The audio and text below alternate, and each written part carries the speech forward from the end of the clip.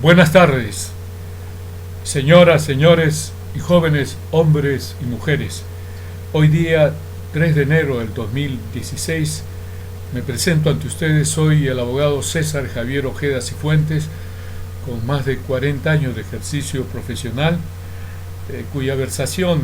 la he obtenido por leer El Peruano del año 1968 hasta hoy día, en donde yo recorto del Diario Oficial del Peruano las normas que se van modificando al amparo del artículo 206 de la Carta Magna, y asimismo de las leyes más importantes,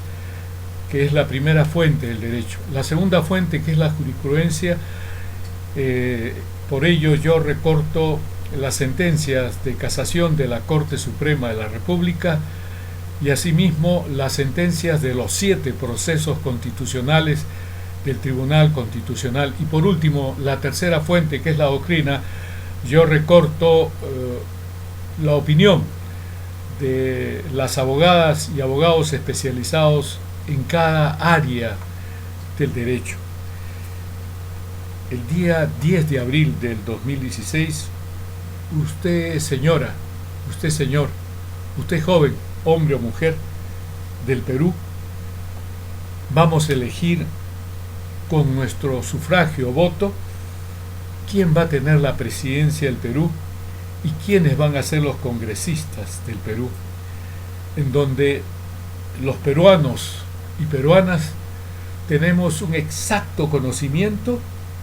de que por lo menos 20 años, ¿no?,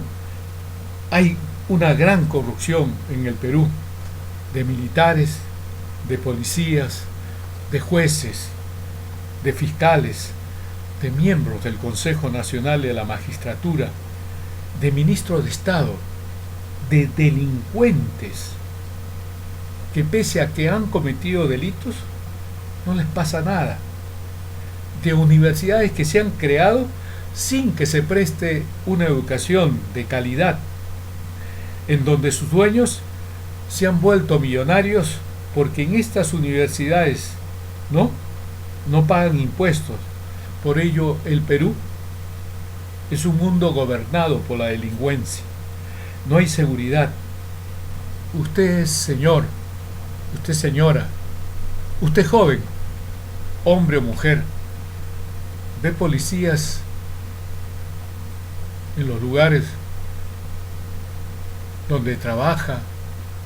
o vive. Toda esta gran corrupción que hay en el Perú se ha producido precisamente por lo que han hecho los expresidentes del Perú, como Alan Lúgüil, Gabriel García Pérez, Alejandro Toledo Manrique, los congresistas de los partidos apristas, Partido Popular Cristiano,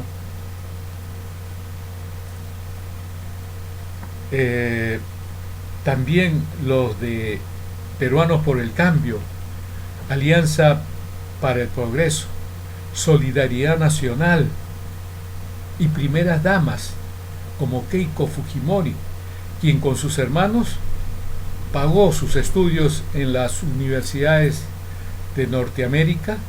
en los Estados Unidos, con más de 3 millones de soles, del dinero del Estado que estaba presupuestado en los servicios de inteligencia del Ejército, la Marina, la Fuerza Aérea y la Policía Nacional del Perú, de los cuales se sacó para pagar el costo total de viajes, estadías, y erogaciones en las universidades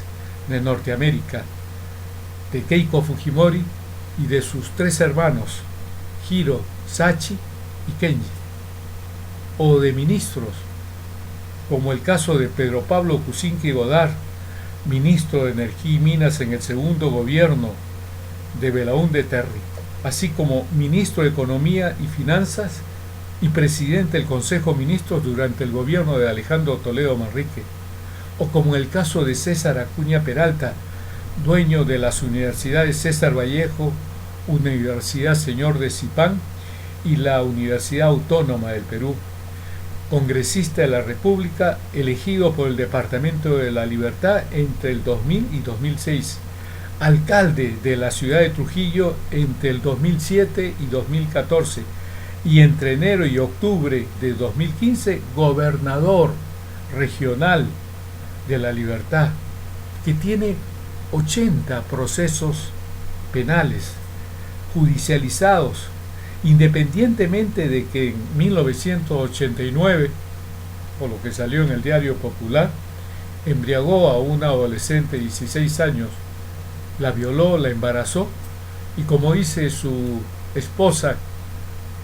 que tenía 3 hijos con él en esa época, le pagó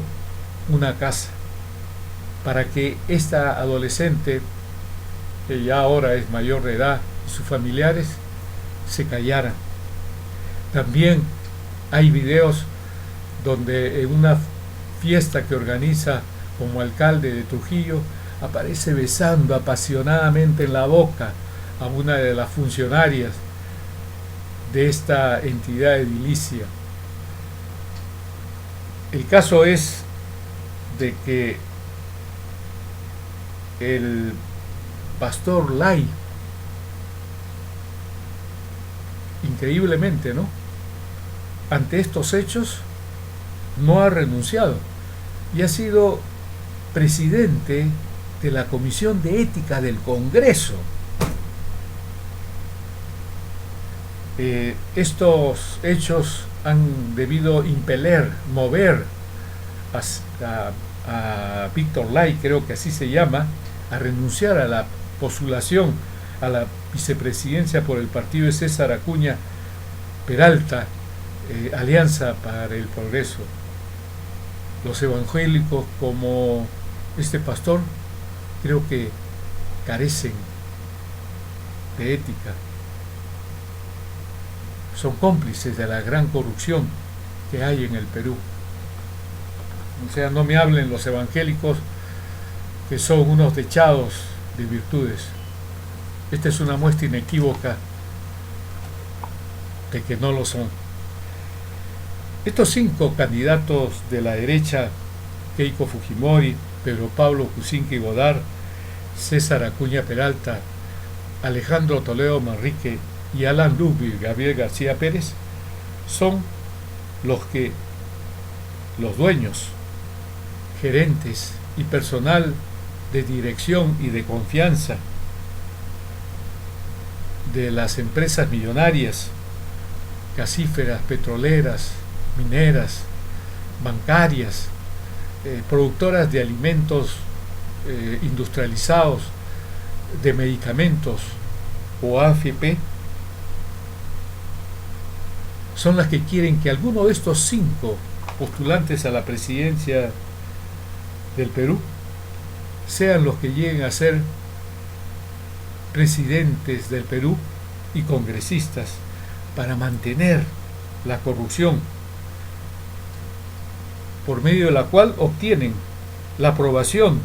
de sus concesiones aun cuando se viole la Constitución, cuyo artículo 55, concordante con el artículo 6 de la Convención 169 de la OIT, ordena la consulta previa a los pobladores de los lugares donde se va a dar la concesión, en donde los ministros de Estado, particularmente los de Energía y Minas, tampoco cumplen las leyes, donde los fiscales no formalizan la denuncia penal correspondiente o donde en todo caso los jueces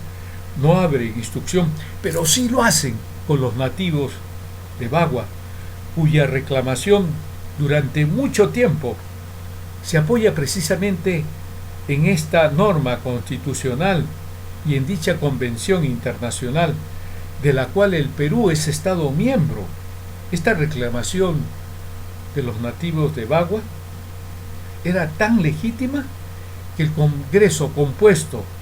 de apristas, fujimoristas del Partido Popular Cristiano, de miembros de las agrupaciones de Pedro Pablo Kuczynski Godard, de César Acuña Peralta y de Perú Posible, de Alejandro Toledo Manrique, derogaron los decretos legislativos 1097, 1094 y 1095, que violaban la Constitución y la Convención Internacional 169 de la Organización Internacional de Trabajo. En cambio, ¿cómo es este Perú de corrupto? De que una de las ministras del delincuencial gobierno de Alan García Pérez, la de Comercio, Mercedes Araoz, impedía o cuestionaba la derogatoria de los decretos legislativos 1097, 1094 y 1095, afirmando que atentaban contra el Tratado de Libre Comercio celebrado con los Estados Unidos de Norteamérica. Y ahora está postulando a la primera vicepresidencia y Congreso por el Partido Peruano por el Cambio de Pedro Pablo Kuczynski Godard. Esto ustedes tienen conocimiento. Este es otro ejemplo de la gran corrupción que hay en el Perú y cómo procede la justicia en manos de fiscales y jueces de esta naturaleza. La propia Keiko Fujimori reconoció ante la Comisión Weizmann en enero del 2001 que su padre le entregaba dinero en efectivo en Palacio de Gobierno para pagar sus estudios y lo de sus hermanos en Estados Unidos. Fujimori no tenía ingresos legales suficientes como para pagar los gastos universitarios de sus hijos. Está demostrado que el dinero que Fujimori suministraba a sus hijos eran fondos públicos transferidos del Servicio de Inteligencia Nacional que pertenecían a partidas desviadas del Ministerio de Interior y del Ministerio de Defensa con las tres armas. Keiko, Kenji, Hiro y Sachi Fujimori recibieron más o menos 3 millones de soles de Montesinos también para sus estudios en Norteamérica,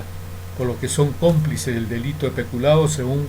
los artículos 387 y 25 del Código Penal. Los corruptos congresistas apristas, fujimoristas de Solidaridad Nacional y del PPC no sancionaron esta corrupción, incumpliendo el artículo 102, numeral 2 de la Constitución,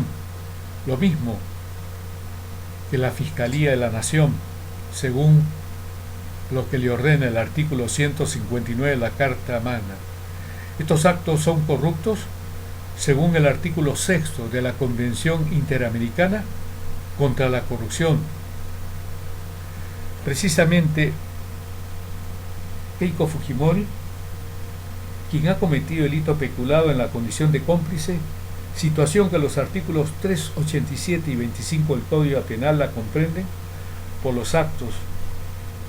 que ella ha efectuado conjuntamente con sus hermanos Hiro, Sachi y Kenji. El delito de peculado solo puede ser cometido por determinado funcionario que se encuentra en cualquiera de las tres condiciones que establece el artículo 387 del Código Penal. Es un delito en donde el funcionario servidor público quebranta o infringe el deber de cautela de los bienes a su cargo bajo su percepción, administración o custodia, función pública inherente a sus funciones o que se le han encomendado. El funcionario servidor público actúa como portador del deber positivo de administrar y custodiar los bienes del Estado. En los delitos de infracción del deber, la idea del dominio del hecho no rige para determinar la conducta típica de autoría, sino en esencia el quebrantamiento del deber extrapenal. Extraneus, un particular, ¿no?, o un servidor público sin la relación funcional específica con los bienes, será o es partícipe del delito del peculado, donde hay una estrecha y especial relación entre el funcionario servidor público y los bienes bajo su percepción, administración o custodia. Vladimiro Montesinos Torres es en este caso el administrador de hechos según la doctrina, que por ello es autor, porque asume el dominio del hecho en el delito de peculado. Solo cuando el funcionario servidor público realiza la entrega al extraneus o a quien recibe el dinero, En este momento se materializa tanto el delito de peculado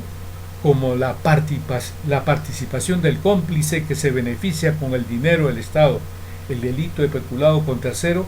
se materializa cuando el extraneus o tercero recibe el dinero que es del Estado. En los delitos especiales como el peculado, sobre la base para definir la autoría y la complicidad, es la unidad del tipo de imputación. Manuel Abanto Vázquez, en su obra Los delitos contra la administración pública en el Código Penal peruano, dice: autor de tipo solamente podrá ser el intraneos, el autor del delito, funcionario público con el deber funcional específico.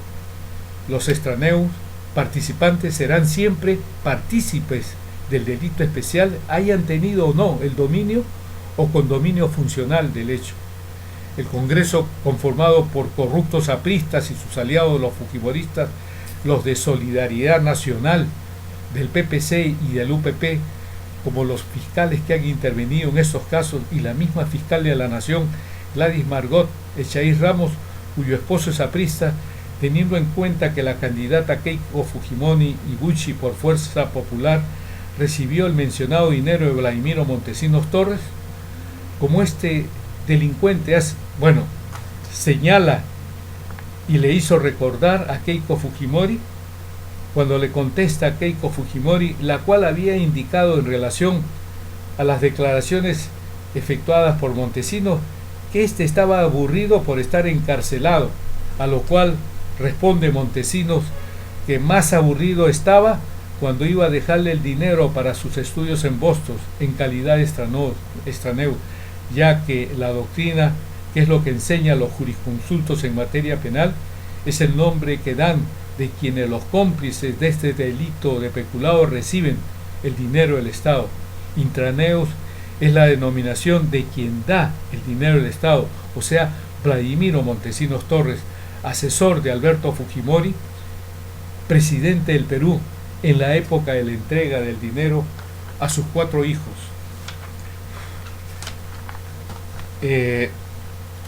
Prosiguiendo precisamente con este gran problema de corrupción en el Perú, el gobierno ejecutivo congresal fujimorista, de la cual formó parte como primera dama Keiko Fujimori, son los responsables del daño enorme a los trabajadores y trabajadoras,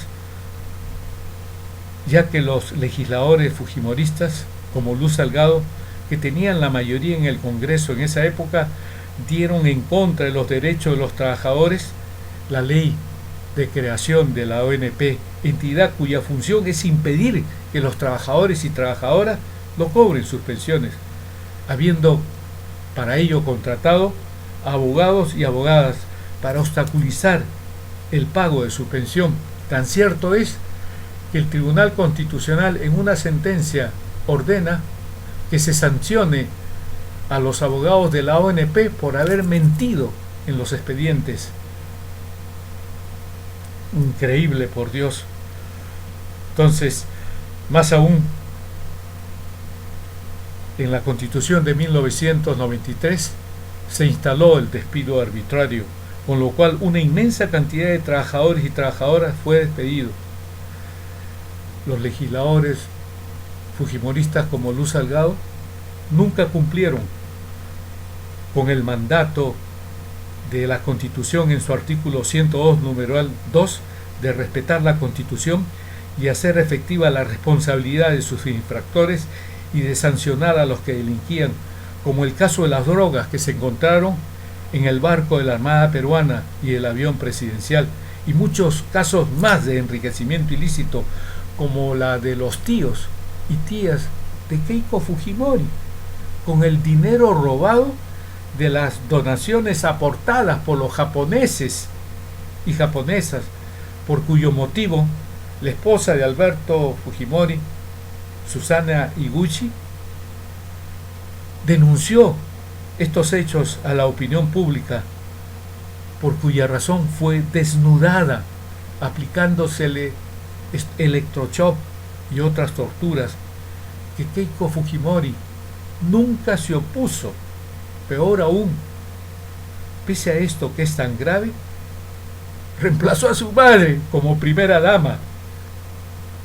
del expresidente Alberto Fujimori. Quien no quiere a su madre, no quiere a nadie. Asimismo, en cuanto al ex primer ministro y ministro de Economía y Finanzas de Alejandro Toledo, Pedro Pablo Kuczynski Godard, hay lo que señala el congresista Javier Díaz-Canseco, que figura en internet, donde dice: antecedentes, punto 4. Durante su primera gestión como ministro de Economía y Finanzas, Pedro Pablo Kuczynski participó abiertamente en la defensa del Dernol, empresa de la cual fue presidente entre los años 1994 a 1998, periodo en el cual se amparó en el Decreto Supremo 120-94-EF y construyó un escudo tributario que le permitió dejar de pagar más de 300 millones de soles de impuesto a la renta, a pesar de la acotación que hizo SUNAT antes y durante la función del denunciado Kuczynski como ministro de Economía. Por el contrario, este ejerció presión, amenazando con renunciar junto con varios ministros si el Congreso intervenía en contra de someter la controversia a arbitraje. Finalmente se llevó a cabo el arbitraje con fallo adverso al Estado peruano y el denunciado Kuczynski dispuso que entes subordinados al MEF, así como al Ministerio de Economía y al Ministerio de Energía y Minas, no apelaran, consumándose un grave perjuicio al Estado que le costó 1.000 millones de impuestos a la renta no pagado de 3 empresas. Que este comportamiento infringió la ley 27.588. No se ha aplicado a Kuczynski los principios generales de derecho, en este caso los artículos 180 de la Ley General de Sociedades número 26.887 y 88, incisos 2 y 4 de la Ley del Procedimiento Administrativo General número 27.444. ¿Qué dicen estas normas? Artículo 180. Conflicto de intereses. El director que en cualquier asunto tenga interés en contrario al de la sociedad debe manifestarlo y abstenerse de participar en la deliberación y resolución concerniente a dicho asunto. ¿Qué dice la Ley del Procedimiento Administrativo General en sus artículos 88, incisos 2 y 4? Causales de abstención. La autoridad que tenga facultad resolutiva o cuyas opiniones sobre el fondo del procedimiento puedan influir en el sentido de la resolución deben abstenerse de participar en los asuntos cuya competencia le esté atribuida en los siguientes casos. 2. Si ha tenido intervención como asesor, perito o testigo en el mismo procedimiento o si como autoridad hubiere manifestado previamente su parecer sobre el mismo, de modo que pudiera entenderse que se ha pronunciado sobre el asunto, salvo la rectificación de errores o la decisión del recurso de reconsideración. 4. Cuando tuviere amistad íntima, enemistad, manifiesta o conflicto de intereses objetivo con cualquiera de los administrados intervinientes en el procedimiento que se hagan patentes mediante actitudes o hechos evidentes en el procedimiento. Él fue 5 años presidente del directorio del ELNOR. Si un director está prohibido de participar en un directorio, si se va a tratar un asunto donde tiene interés, con mayor razón está vedado a un ministro participar en un tema donde él tiene interés.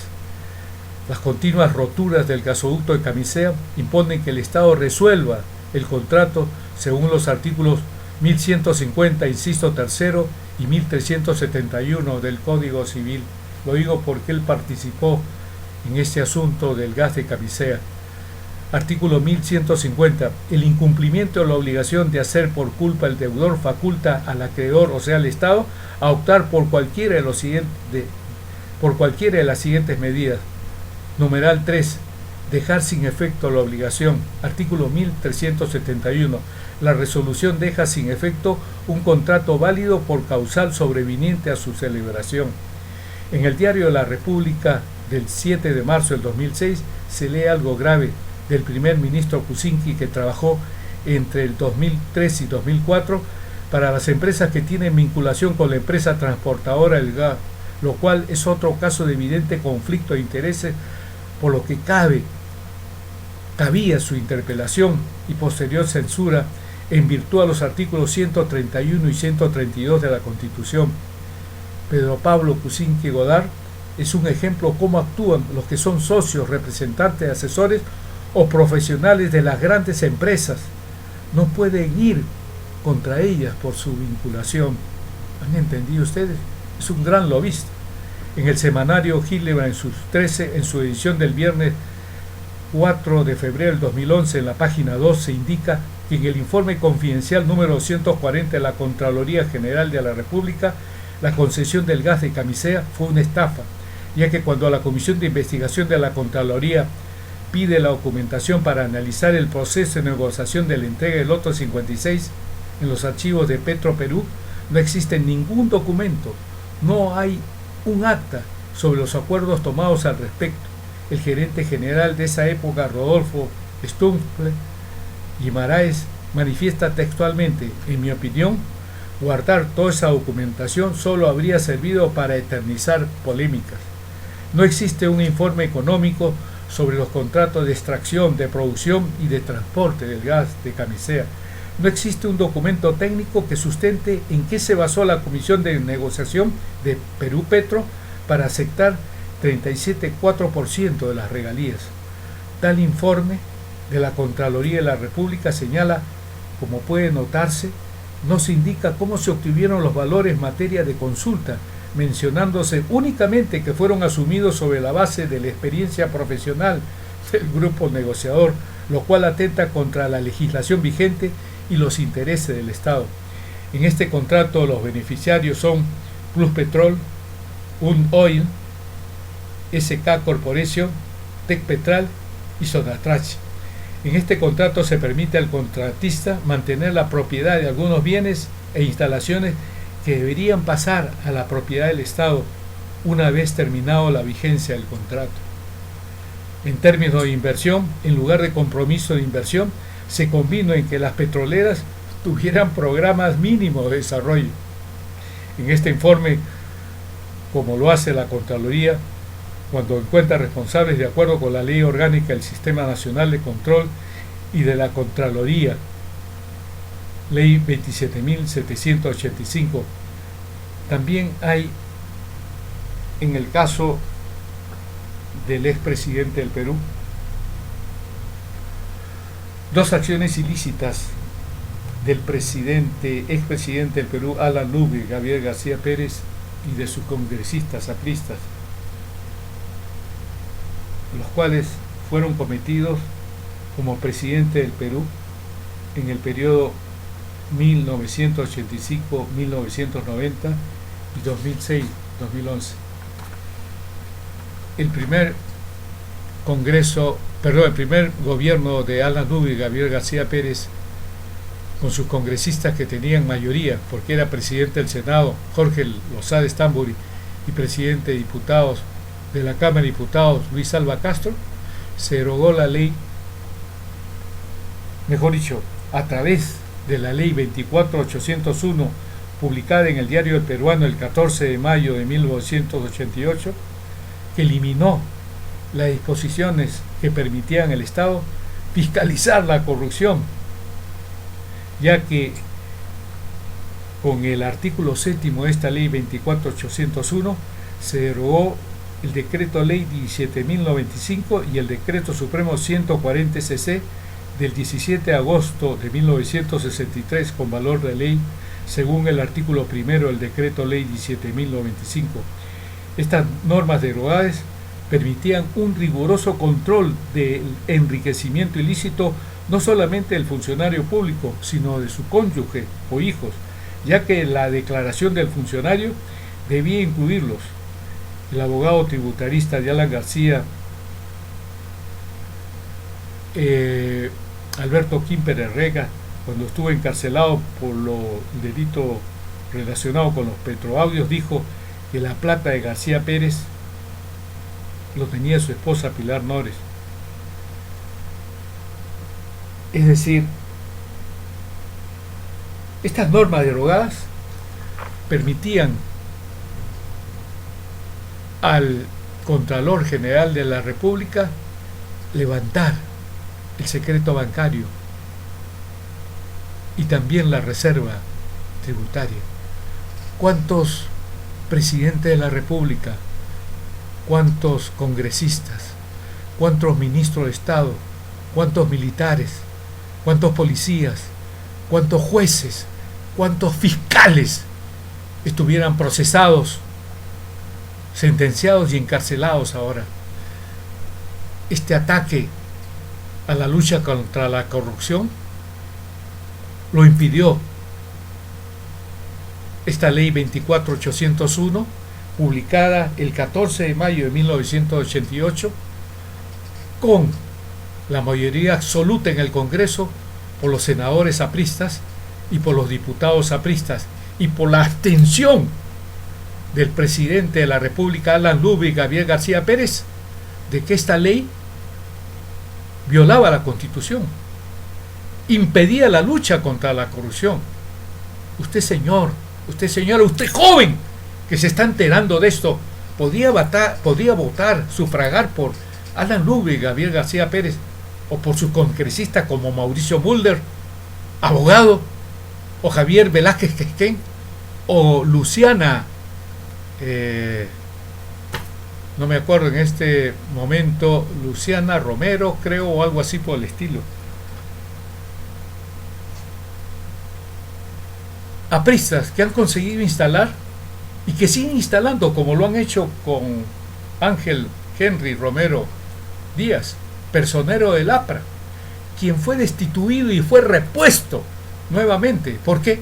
Porque los apristas han instalado, ahora gracias a Dios que no, en el Tribunal Constitucional, para dejar sin efecto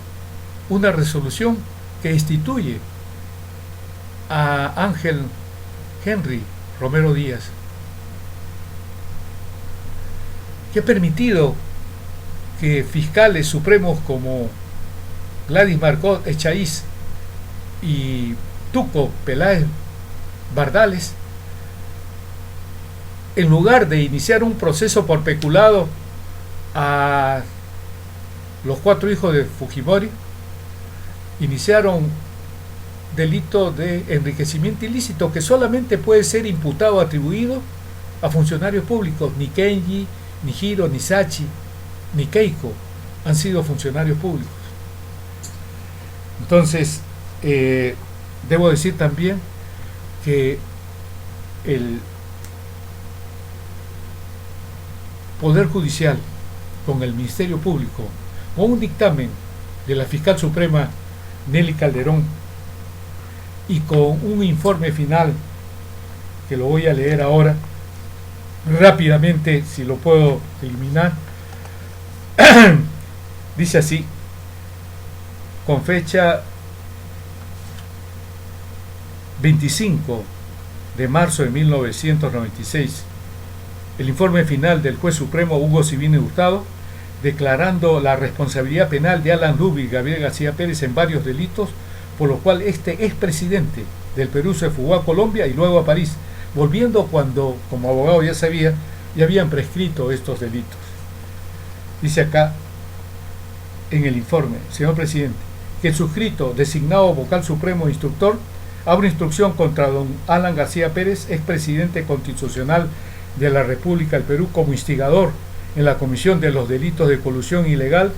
y negociación incompatible, y como autor de los delitos de cohecho pasivo y de enriquecimiento ilícito en agravio del Estado peruano, dictando en su contra mandato de detención. ¿Acaso se le detuvo? Ni hablar, pues. Voy a leerles solamente el delito de cohecho y de enriquecimiento ilícito. Voy a dejar afuera el de colusión ilegal y de negociación incompatible. Dice, punto sexto, delito de cohecho pasivo, que siendo esto así de lo actuado en este periodo de investigación, se pueden establecer al respecto las siguientes conclusiones. Primero, se ha establecido que el expresidente Alan García escogió como plenipotenciario en los asuntos relacionados contra Lima con respecto al proyecto del tren eléctrico de Lima al señor Sergio Siragusa Mule, asesor de dicho consorcio, al mes siguiente de haberse celebrado el primer contrato entre la entidad autónoma del Proyecto Especial Sistema Eléctrico de Transporte Masivo de Lima Callao, AATE, y el consorcio Talima, que el expresidente García le hace referencia al señor Siragusa de que viaje a Roma para formalizar asuntos paralelos, requiriéndole de esa manera en forma velada sus exigencias económicas por haber otorgado la administración y ejecución del proyecto al consorcio Talima. Segundo, se ha establecido que, sin embargo, será recién en fecha 7 de septiembre de 1989, con ocasión del encuentro en Roma entre el expresidente García y el señor Siragusa, concertada por el primero de los nombrados, en circunstancias que concurrían en un automóvil oficial a la inauguración de un tramo del tren de Roma, en que éste, en forma clara, le refiere a Siragusa de que tiene que informar a la plana mayor del consorcio Talima su exigencia de una contribución de por lo menos 6 cifras, puntualizando que tenía conocimiento que el señor Bettino Craxi ya había recibido su cuota partidaria, agregándole la impostergable necesidad de contar con una primera contribución de $500,000, estando acreditada dicha reunión. Tercero, se ha establecido que el propio Sergio Siragusa ha manifestado que para tal efecto pagó por comisiones al expresidente García Pérez la suma total de $1.040.000, que la primera contribución la efectuó en efectivo en los primeros días de octubre de 1989 en el mismo despacho del presidente en Palacio de Gobierno por la suma de $200.000, y que el saldo de $840.000 la efectuó en 3 remesas que depositó en distintas fechas en la cuenta cifrada número 2857 62361-29 52733 en el Barclays Bank de las Islas Gran Caimán, número de cuenta que previamente le había sido entregada de propia mano por el expresidente García de la forma siguiente. La primera remesa la efectuó el 11 de octubre de 1989 por un saldo de $300.000. La segunda la efectuó el 4 de enero de 1990 por igual suma de $300.000, para finalmente el 14 de agosto de 1990 efectuar la última remesa por la suma de $240.000, adjuntando copias de los reportes bancarios que acreditan plenamente la versión de Sergio Siragusa respecto a la remesa de dinero. Cuarto, se ha establecido que entre Sergio Siragusa y Alfredo Zanatti no existe ninguna vinculación o que se conocieran previamente a la fecha en que Siragusa efectuó los referidos 3 depósitos. Quinto, se ha acreditado con la documentación autenticada recabadas por este despacho que efectivamente en dicha cuenta cifrada ingresaron las 3 remesas por la suma total de $840.000. Sexto, se ha acreditado que el mismo Alfredo Zanatti Tabolara, propietario de la Worldwide Financial Holding Corporation, que es a su vez el titular de la cuenta cifrada número 285-762-361-2952-733 en el Barclays Bank de las Islas Gran Caimán, ha manifestado que por orden suya el señor José Lázaga abrió dicha cuenta cifrada el 28 de agosto de 1989 con $1.000 a solicitud del expresidente Alan García, quien le había dicho que la necesitaba para traer dinero para el Canal 13, precisando que las cantidades que no corresponden a sus empresas pertenecen a Alan García, siendo las siguientes: el depósito de 995.153.13 con fecha 7 de septiembre de 1989. Debo decirles que por este importe de 995.153.13, estos jueces apristas y estos fiscales apristas nunca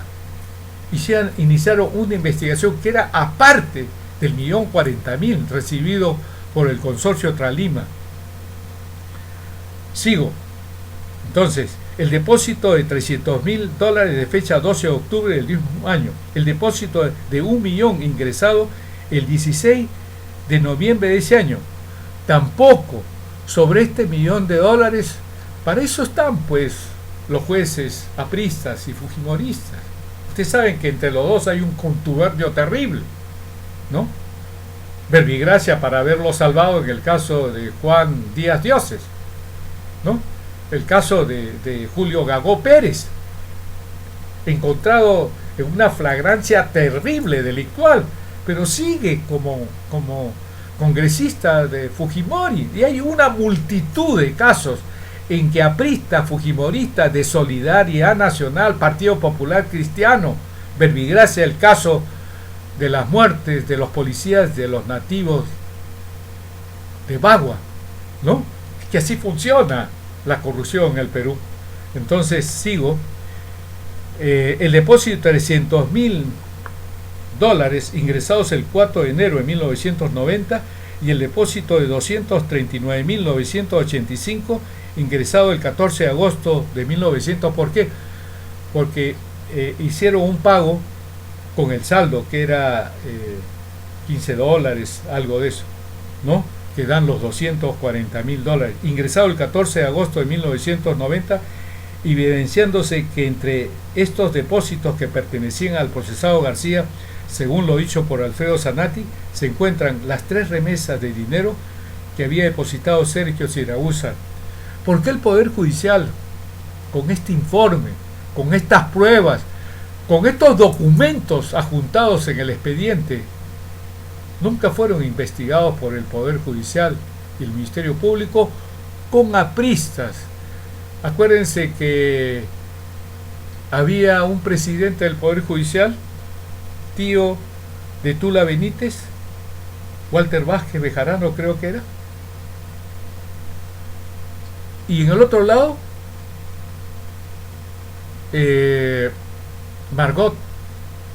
Gladys Margot Echaíz Ramos, José Antonio Peláez Bardales. Ahora han ingresado por esta corrupción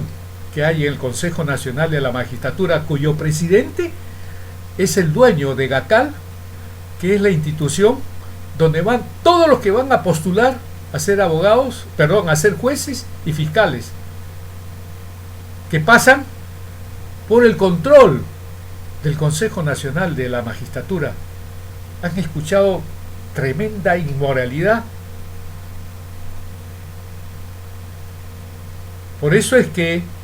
sigue vigente el Máximo Herrera Bonillo, al que violó el artículo 7º de la ley orgánica del Consejo Nacional de la Magistratura, al haberse reunido con el fiscal provincial Fidel Castro en el Hotel Sheraton, cuando la ley establece la prohibición y establece como causal grave para destituirlo por el Pleno. Pero como estaban los otros que también tienen problemas ilícitos, como ese Julio Gutiérrez Gembes, creo, con varios procesos penales, que fue promovido por Alan García para ser Contralor General de la República, o el otro que fue abogado de Alipio Montes de Oca, donde se le ve un audio, ¿no? Un video donde Vladimiro Montesinos Torres le dice: oye, yo me voy a encargar de que viajes con tu familia para que te vean el problema de los ojos, ¿no? Vas a ser presidente del Jurado Nacional de Elecciones para que salga Alberto Fujimori en las elecciones del 2000, y aparte de los 15.000 soles que te toca como presidente, te voy a dar $10.000. ¡Ay! Y aparte, te voy a dar seguridad para ti y toda tu familia. Este abogado de Alipio Montes de Oca es uno de los miembros del Consejo Nacional de la Magistratura. Por eso es que con este Consejo Nacional de la Magistratura se ha aprobado un fiscal supremo al que se le ha encontrado un delito contra la fe pública. El otro, Inostroza, ha tenido un problema grave porque se le encontró que tenía un bien inmueble en los Estados Unidos.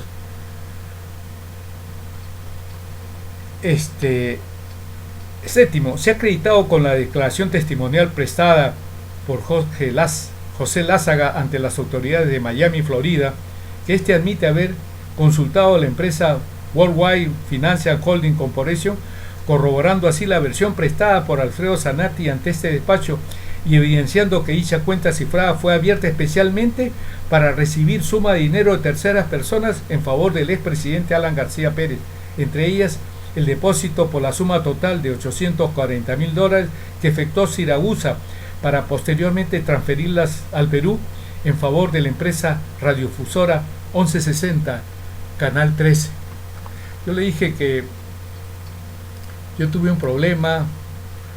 que me quisieron matar, recibí una información en la secretaria telefónica, fui y una camioneta de doble cabina donde vivía yo con mi esposa en Pueblo Libre,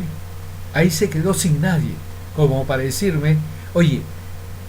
este es el sitio donde vives. Y mi hija recibió una llamada para preguntarle ¿a qué hora se va su papá en la mañana, si viene a almorzar, si viene a tomar lonche o en la noche. Mi hija le dijo, pero a esta señorita que se llamaba García también, oiga, ¿usted por qué no llama al estudio de mi padre? Cuando yo le conté, mi esposa casi me quiso matar. No matar, sino me dijo, eres de lo peor porque me pones en riesgo y lo más grave, pones en riesgo a tus hijos. ¿Por qué razón? Porque Guillén era el gerente general del Canal 13, que compró Alan García Pérez. Y a Guillén yo lo conocía porque yo comencé a trabajar en la caja de depósitos y consignaciones como inspector, que después el impuesto de timbres pasó a la Dirección General de Contribuciones, ¿no? Por eso le digo, todo este armazón que arman los fujimoristas, los apristas y todos estos partidos, para que haya una corrupción y una impunidad terrible. Para eso hay jueces, para eso hay fiscales, para eso hay Consejo Nacional de la Magistratura, que pese a las pruebas presentadas contra los fiscales y contra los jueces, porque han dictaminado o han emitido resolución en contra de los hechos probados o en contra del texto expreso y claro de la ley, o sea, el prevaricato, ¿no? Resultan al final absueltos por el Consejo Nacional de la Magistratura. 8.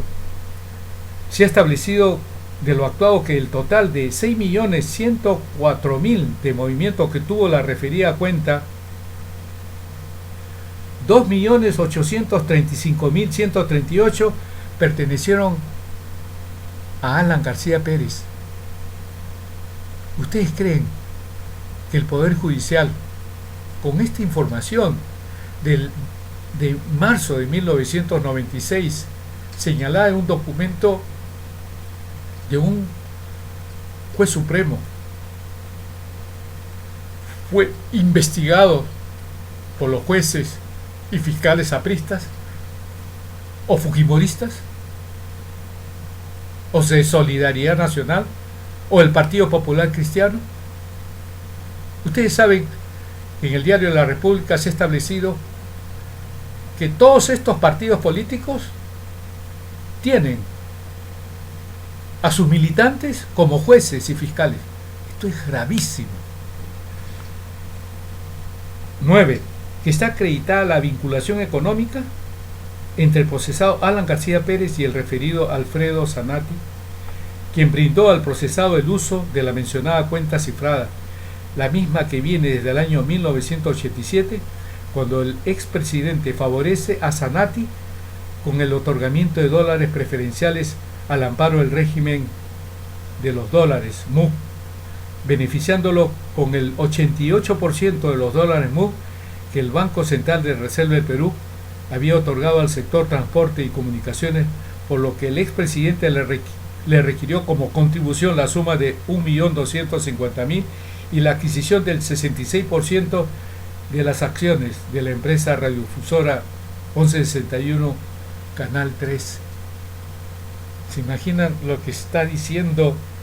este informe? Es terrible, por Dios.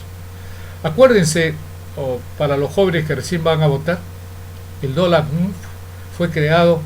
cuando presidente era Enrique Cornejo, también del Instituto de Comercio Exterior. ¿Cuántos apristas hay en esto? Saben que este dólar por decir ahora cuesta 3.40, ellos lo podían sacar por 40 céntimos de dólar, más o menos. ¿Se imagina la cantidad de millones que ganaron los apristas, los amigos apristas, con este dólar?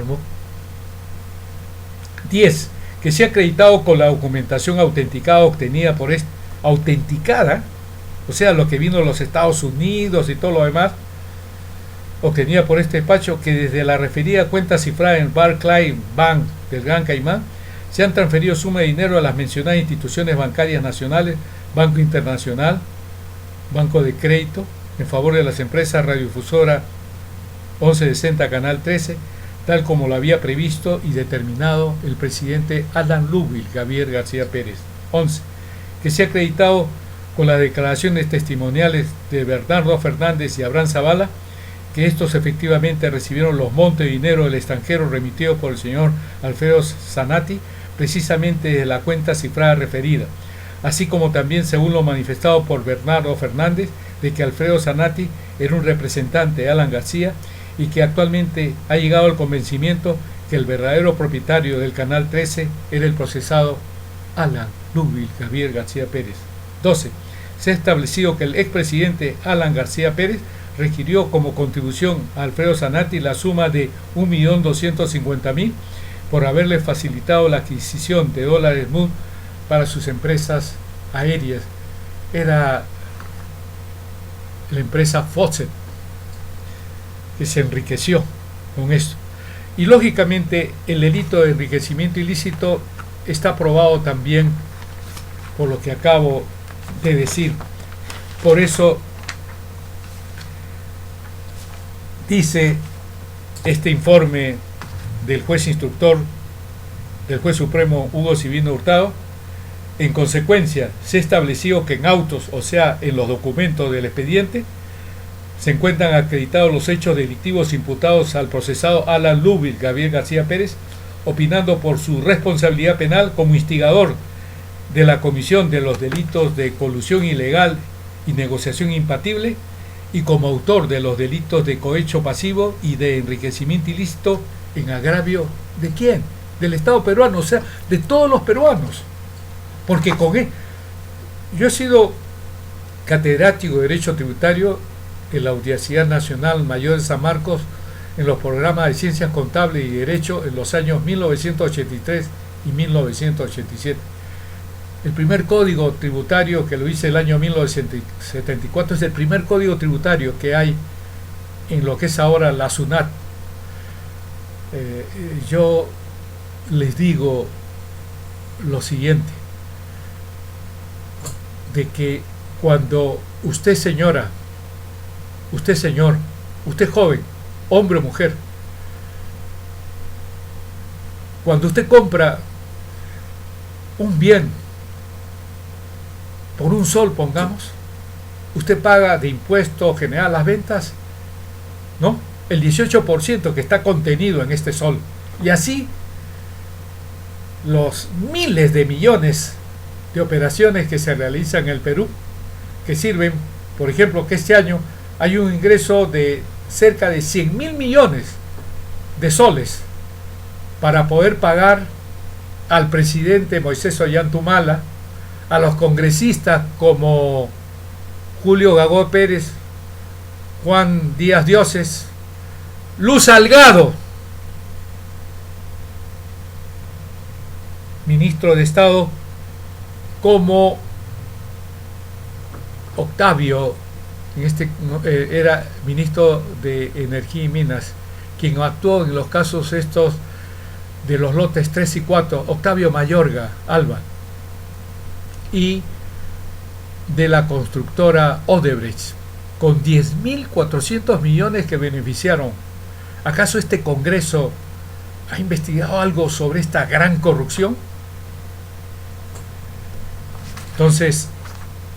yo digo, otro caso gravísimo que no puedo dejar de hablar es el hecho de que Alan Lubbil Gabriel García Pérez firmó una resolución ministerial de su ministro de Defensa. Era la resolución ministerial, tome nota, 355-2007, donde se expone un hecho gravísimo de corrupción y particularmente la seguridad del Estado peruano, de sus ciudadanos y de sus habitantes, ya que se declara en esta resolución ministerial, ¿no?, que el personal que labora en la Dirección de Inteligencia de las Fuerzas Armadas cuentan con reglamento de personal que facultan las labores de su personal fuera del horario de trabajo a favor de personas privadas, previa autorización expresa del Instituto Armado, o sea, Ejército, Marina, Aviación y Policía Nacional, por lo que con esta resolución ministerial se le prohíbe a partir de esta fecha al personal civil y militar que labora en la Dirección de Inteligencia de las Fuerzas Armadas a prestar servicios a favor de personas naturales o jurídicas, donde no se castiga a nadie, pese a las leyes o diversa normatividad que determinan sanciones por la situación de que había personal que laborando en la Dirección de Inteligencia de las Fuerzas Armadas y de la Policía Nacional se les permitiese que también laborasen para personas naturales y jurídicas, particularmente el Código de Ética según Ley 27.815, que prohíbe a los funcionarios del Estado obtener o procurar beneficios o ventajas indebidas para sí o para otros mediante el uso de su cargo. Solamente la única opción o alternativa o salida que tenemos los peruanos y peruanas es que debemos de votar el 10 de abril de 2016 por la única postulante honrada a la presidencia del Perú, como es Verónica Mendoza Fritz, con quienes postulan con ella en el Frente Amplio una muestra inequívoca, Humberto Campodónico, ¿no?, para modificar la Constitución, particularmente el artículo 106, y hacer castigar a todos estos grandes corruptos, lideresas o líderes y sus partidos fujimoristas, apristas, de Peruanos por el Cambio, de Alianza para el Progreso, Partido Popular Cristiano, donde su lideresa Lourdes Flores fue asesora legal de un procesado por lavado de activos y narcotráfico. 4 años la asesoró Ollanta Tazo. Por último, el Poder Judicial brasileño ha encontrado pruebas de coimas hechas a los gobiernos de Alan Lube, Gabriel García Pérez, Alejandro Toledo Manrique y Moisés Ollanta Tazo por el caso de Lavajato. Señoras, señores y jóvenes, hombres y mujeres en general, paren mientes, consideren, tengan en cuenta que no pueden votar por quienes, apoyados por las empresas millonarias, ¿no?, que hacen que las encuestas, ¿no?, que preguntan por cuál de estos 5 votaría, que por ello son cómplices de esta gran corrupción, y en donde estos resultados de estas encuestas aparecen en los medios de comunicación, en donde estas empresas millonarias pagan avisos para que también en estos medios de comunicación se entreviste a Javier Velázquez Gesquén, a Mauricio Mulder, ¿no?, a Julio Gagó Pérez, a Víctor Lai, a Lourdes Flores, a César Acuña Peralta, a Pedro Pablo Cusinque Godard, para que presten sus declaraciones como si estos fueran referentes de la deontología, de la ética o de la moral en el Perú. Muchas gracias por su atención.